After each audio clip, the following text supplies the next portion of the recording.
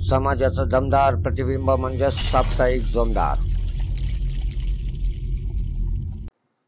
आजची सर्वात मोठी बातमी म्हणजे भारतीय जनता पार्टीने अजून एक पक्ष, हो, जो इंडियाचा घटक पक्ष होता, युवा स्वाभिमान पार्टी, त्याच्या धडाडीच्या उमेदवाराला फोडून बीजेपीत घेऊन त्याला अमरावतीचं तिकीट दिलं।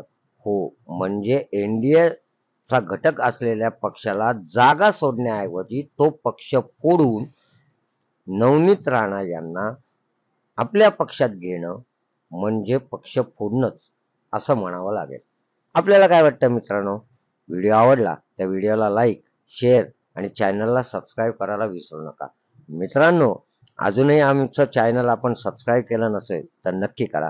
ही आज खरोखर खेदजनक गोष्ट आहे आणि बीजेपीने दाखवून दिलं की आम्ही घटक पक्षांना फोडण्यासाठीच, त्यांना निस्तेनाबूत करण्यासाठीच प्रयत्नशील आहोत।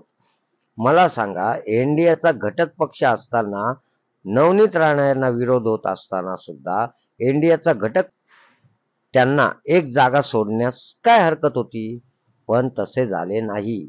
तर आपलं कमळ तिथं फुलावं, आपल्या पक्षाचं नाव व्हावं म्हणून नवनीत राणा यांना तिकिटासाठी तुम्ही आमच्या पक्षात येत असाल तरच तिकीट मिळेल आणि तुम्ही आमच्या पक्षाशिवाय जिंकू शकत नाहीत असे दाखवून किंवा अन्य काही गोष्टी सांगून यांना आपल्या पक्षात घेतलंय का?